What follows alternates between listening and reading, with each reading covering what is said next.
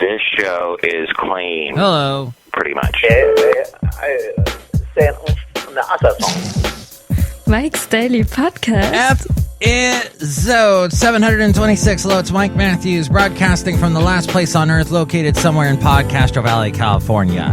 Today we hear from Benita, the Disgruntled Fiddle Player, the Brewmaster, plus a brand new Into an interview where I speak with the brother duo dance band BLAUS.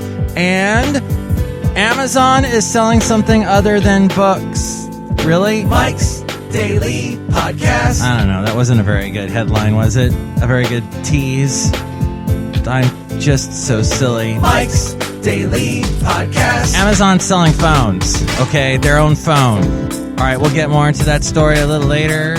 And here's something that may involve James Spader if he didn't look like he does now and look like he did back in the 80s and 90s. And that is a 50 Shades of Grey movie is coming out. Oh, how naughty. But here's what I have to say about that. Mike's Daily Podcast. The movie isn't coming out till Valentine's Day next year. The trailer is out now. And I get Mike's that it's supposed to be Daily all steamy and everything. Podcast. But the girl, the girl they picked, yeah, she's got pretty eyes. But she's like 4 years old. She's so young. It's just not right to have this sort of... When I heard 50 Shades of Grey and all about that, I'm thinking, oh, maybe,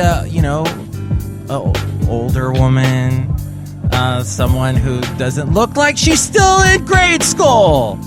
Gosh. Look who just walked in. Hi, Mike. It's Benita, the rodeo queen. How y'all doing? And it's a disgruntled fiddle player, tell you what. What? Don't understand what this 50 Shades of Grey thing is. It was a book. It was really popular. In fact, I guess Beyonce, that's the only thing that really wowed me about the movie, that, and I guess it's completely concerned with how men are attractive only if they own jets and buildings in New York that oversee the park that they have in the middle of the city. You mean Central Park? Even I know that, and I'm a hick. Yeah, okay, that place.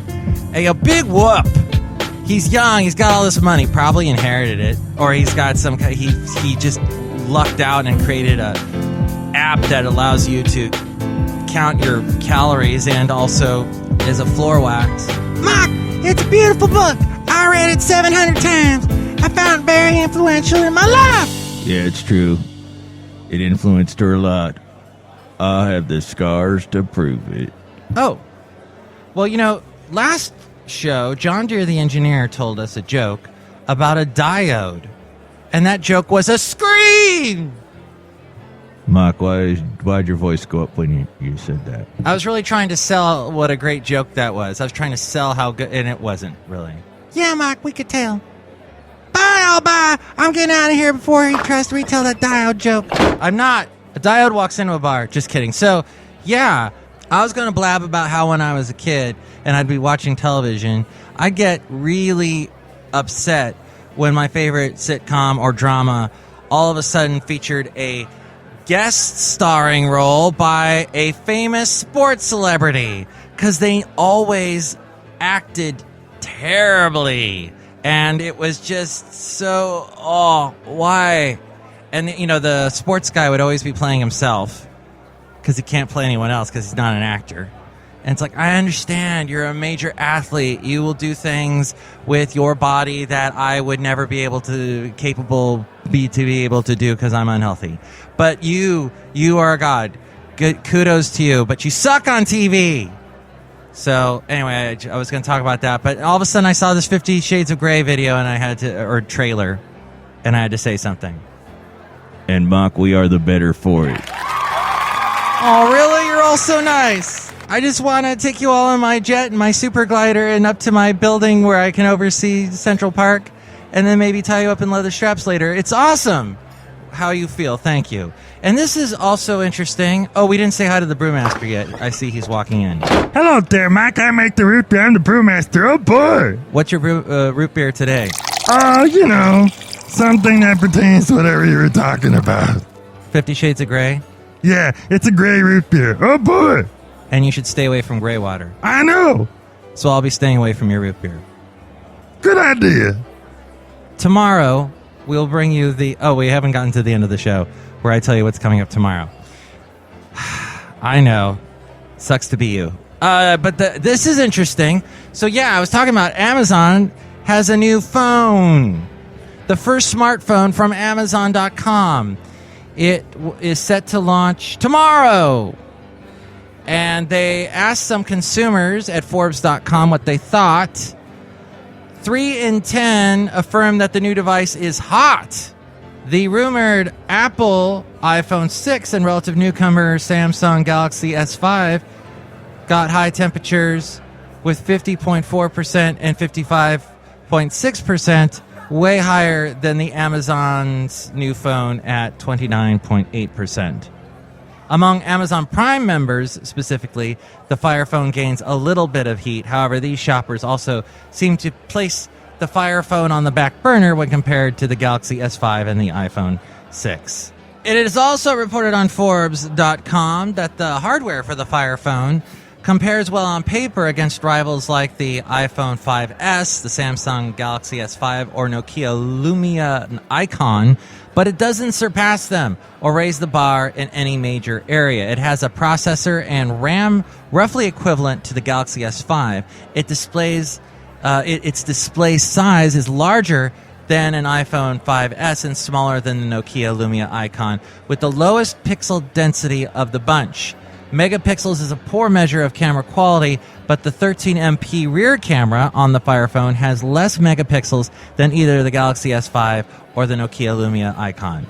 At 5.64 ounces, the Fire Phone is actually a tad hefty for a flagship smartphone. What do you think about it? Does this look like a phone that will go the way of the Palm? That will go the way of the Dodo? I still have a Dodo. I call on it all the time. No, there's no Dodo phone. Sadly. What do you think? Email me, MIKEs-DAILY-PODCAST@gmail.com. We read your comments on the section emails from email. Also email me there if you'd like to be a guest on the show or if you'd like to sponsor the show, MIKEs-DAILY-PODCAST@gmail.com. There's also the website, MIKEs-DAILY-PODCAST.com, where there are links to where to find us on iTunes. Subscribe to the show in iTunes, and you can rate and comment on the show. If you do that, more people find out about us because our ranking goes up when you do that, even if you say something bad about it. So go ahead and get it off your chest right there in iTunes. A link to that at MIKEs-DAILY-PODCAST.com. Also, a link to where to find us on Facebook. Like the Facebook page, and when I post a new show, share it with your friends. More people find out about us that way. Another great way to support the show is through the Amazon deal of the day. Okay, yeah, Amazon got mentioned twice, but supposedly, if you buy something through the Amazon deal of the day portal I have at MIKEs-DAILY-PODCAST.com, I get a little something from that, which I have not seen yet. So maybe this is all for naught. Anyway, I just let you know about it. Also, there at MIKEs-DAILY-PODCAST.com is the blog, the daily podcast picture, all the past interviews that I've done, and links to where to find the show at YouTube, SoundCloud, Spreaker, Mixcloud, Yelp, Tumblr, Twitter, all there. Oh, and Stitcher, too, at MIKEs-DAILY-PODCAST.com. Into an interview. Hello. Zach. Yes, sir. All right, there he is. You guys are brilliant. Yes, we've learned Skype. Wow, it's amazing that some electronic dance music guys figured out Skype, too. I know. It's we don't even make our own music. It's weird. Now, wait, how do you make that music? Because it sounds pretty awesome, all the beats and everything, and what kind of technology are you using? Well, first, thank you very much. We appreciate it. So both me and Zach, we use Ableton Live for everything. That's a platform for production. It was normally used when it first started as only a live platform for artists playing live shows, and it sort of developed into being a much more of a producing. You can do so much in it. But yeah, we both use Ableton Live, and through Dropbox and everything else, we kind of connect with each other, and everything that we make, whether it's recording it live, we feed it through Ableton, and then we mix, master, produce, build the songs all in Ableton Live itself. So really, when it comes down to it, this whole album was actually a lot more simple than our previous music, or kind of our more original music, if you will. Ah, okay. And oh, someone's writing. I hear someone with a big pencil or something. Well, you know what they say. The bigger the shoe, the bigger the pencil. No, I don't know. I can't hear that. What are you hearing? It's reminding me of like school and Mr. Matthews. Yeah, Zach's actually in class right now. Oh, yeah. No, he's kidding with you. Well, tell me about how your father got you guys into making music. Now, I should say it's Nathan and Zach Blaustone. Yes. Of BLAUS. I introduced you earlier in the show, but you didn't hear it. Okay. So now everybody knows officially that you guys are. So it's actually kind of funny because the name of our group is BLAUS, BLAUS, and our last name is actually pronounced Blaustone. So like Blaustone rather than Blaustone, so it's Blaustone. But yes. Ah, Blaustone. Got it. And wait, the one that just gave me the explanation, is that Nathan? Yeah, that's Nathan, and then the one with the really girly, high-pitched voice, that's Zach. That's me over here. Got it. All right. Now I'll never forget. So I'm Mike, and then the other guy you heard was still Mike. So it's Mike. It's Mike. All right. So your father got you guys into making music. And he suggested the title of the band. Well, the lines are so blurred, but yes, we give our father the name who... He just like kind of was joking and was like, ooh, call yourself Blouse because it's also a girl's blouse and it's Blaustone. And then we kind of just were like, no. And then one day we're like, yeah. and he makes music? Yes, both our father and mother are musicians. My mother's a singer and a piano player. She also plays ukulele. Our father's a piano player, guitar player, and they both write their own songs, but incorporated more with worship, church music. I see. Okay, so they are like the type that get up early on Sunday morning and set up. Man, that's 15 years counting every Sunday. And then they play in front of the congregation and sing.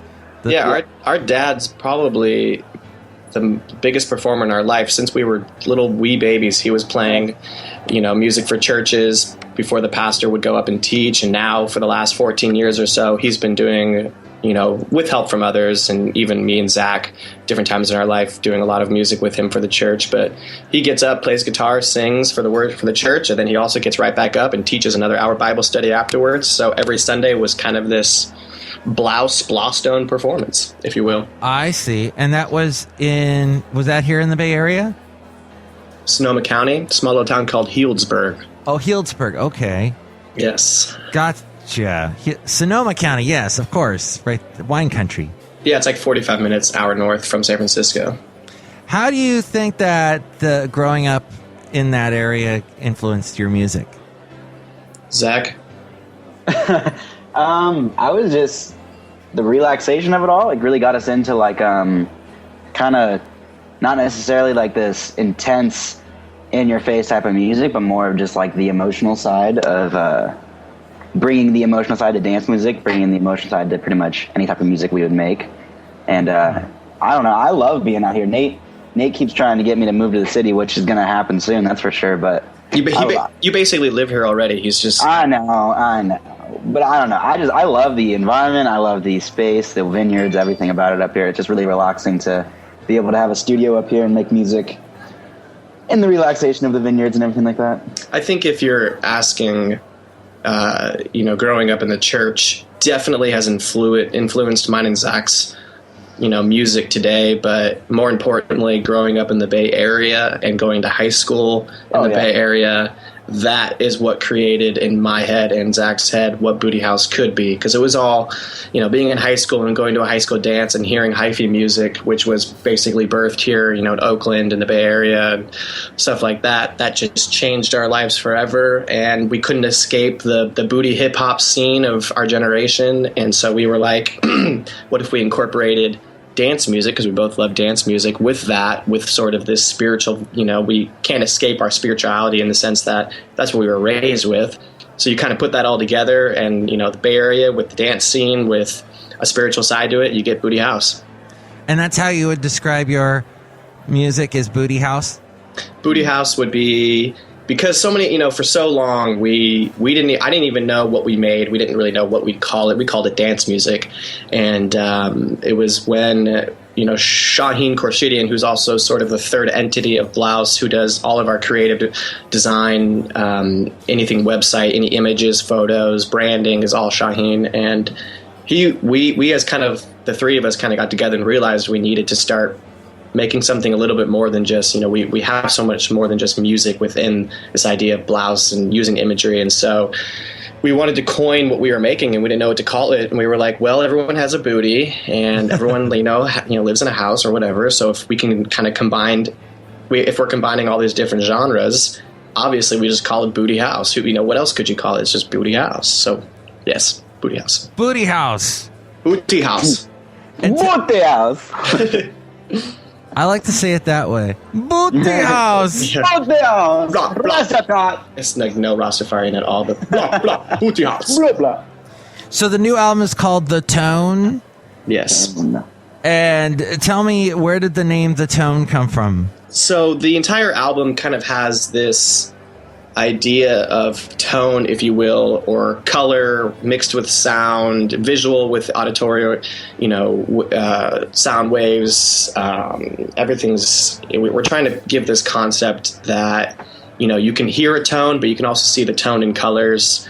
And so the album kind of gives forth this idea of tone, if you will. And I had written a song in January, and I titled it The Tone. And Willie wasn't thinking anything of it. I just in my head didn't know what to call it, so we called it The Tone. And then when we, got signed to Tricycle Records and started writing this actual album for Tricycle Records, we realized that a lot of this, the music that you're hearing for this new album is so much different than a lot of our original stuff or what stuff that we've been making before. And so we started to kind of flow with this idea of tone and color and hue and different waves that kind of all correlate with the same idea. And it just so happened that BLAUS, The Tone, is our last name. So if you kind of put it together, it's like BLAUS The Tone, Blaustone. And that was just, it all came in sync, if you will. I see. Trying to get that name out there a little bit more. Well, drill it into the brains. That's brilliant. Well, so tell me about this song, Woody. Yeah, Wooly. And who's doing the did I say Woody? Yeah, Woody. I like Woody, though. Woody's cool. I mean, it's got a really sexual tone to it, if you will. Yeah, I guess. And Toy Story. Yeah, exactly, with the toy. Jeez, there's all kinds of hours of entertainment that will be provided with this album. But Woolly, not to be confused with the Woolly Mammoth or Woolly Bully. Right. So Woolly, you were asking what part, who played the harmonica? Yeah. So, funny story with Woolly.